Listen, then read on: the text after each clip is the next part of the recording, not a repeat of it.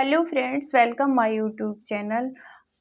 हर हर महादेव, हर हर शंभू। आप सब स्वस्थ रहें, अच्छे रहें, निरोगी रहें।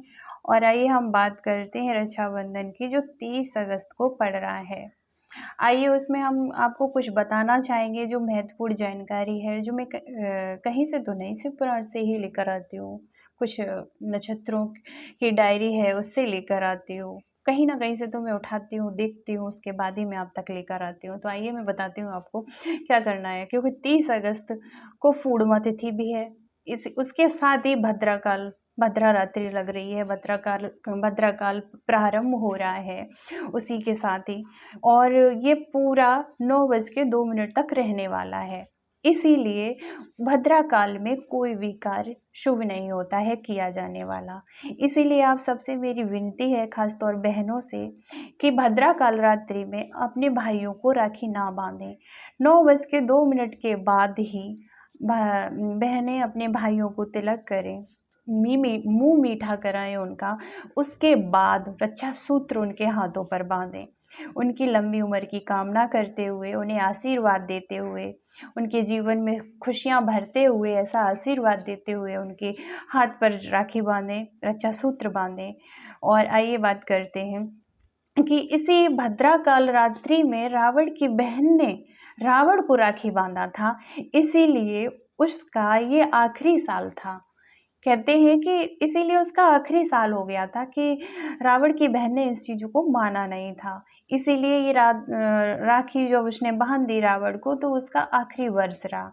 इसलिए भद्रा काल में कोई भी कार्य किया हुआ शुभ नहीं होता है।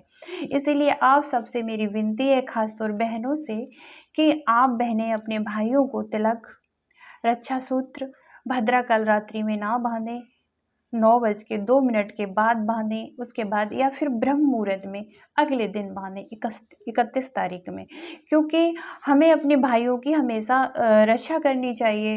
कहते हैं ना, भाई रक्षा करते हैं, तो हमारे बहनों का भी कर्तव्य बनता है कि अपने भाइयों की रक्षा करें, उनको आशीर्वाद देते हुए, आगे बढ़ते हुए, जीवन में अच्छे कार्य करते हुए और तरक्की करते हुए, ऐसा आशीर्वाद देते हुए उनको दीजिए और वो आगे बढ़ें और उनके रक्षा सूत्र बांधें।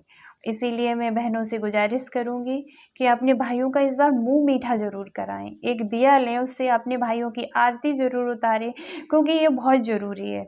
क्योंकि ख़ास तौर से गांव में हमारे नहीं बांधते हैं, बस रक्षाबंधन को लिया, राखी को बांध दिया। इस तरह से राखी नहीं बांधी जाती है। माता पार्वती ने विष्णु भगवान को भ्राता मानकर उनके हाथ में रक्षा सूत्र बांधा था, जब वो क्या नाम माता पार्वती शिवलिंग बना रही थी उस टाइम पे, और उनसे ये शिवलिंग का निर्माण नहीं हो रहा था। बार बार शिव जी क्रोधित होकर उसे तोड़ दे रहे थे, या उनकी ये समझ लो परीक्षा ले रहे थे। तो उनके हाथों से वो शिवलिंग का निर्माण नहीं होने दे रहे थे। तब विष्णु भगवान ने देखा तो आए, तो कहा कि कोई तो रिश्ता होना चाहिए, तभी वो विष्णु भगवान उनकी शिवलिंग बना सकते थे। तो उन्होंने अपने विष्णु को अपना भ्राता बनाकर उनके हाथ में रक्षा सूत्र बांधने के बाद ही उस शिवलिंग को विष्णु भगवान ने निर्माण किया, उसे बनाया। उसके बाद विष्णु के हाथ की शिवलिंग बनी हुई, कभी शिव जी तोड़ते नहीं हैं, इसीलिए फिर नहीं तोड़ी उन्होंने। और उस शिवलिंग को उन्होंने माता पार्वती को दिया, उससे उनका पूजन हुआ, उनने पूजन किया। और पूजन करने के बाद वो कावड़ भरने गई। वो जब जल लेकर आए, तभी से वो कावड़ यात्रा शुरू हुई है माता पार्वती के द्वारा ही। दूसरा, रक्षाबंधन का जो त्यौहार मनाया जाता है, वो भी माता पार्वती के द्वारा ही इस जगत में प्रचलित हुआ है, क्योंकि उन्होंने सबसे पहले रक्षा सूत्र विष्णु भगवान को बांधा था। इसलिए हम सब बहनों से गुजारिश करते हैं, आप भी अपने भाइयों की रक्षा के लिए सही समय, सही मुहूर्त पर आप इस चीज़ को, राखी को बांधें। और आप सब स्वस्थ रहें, अच्छे रहें। मेरे वीडियो अच्छा लगे तो चैनल को सब्सक्राइब करें और बेल आइकन को क्लिक करें, और ज़्यादा लगे अच्छा तो शेयर ज़रूर करें। हर हर महादेव, हर हर शंभू। आप सब स्वस्थ रहें, अच्छे रहें।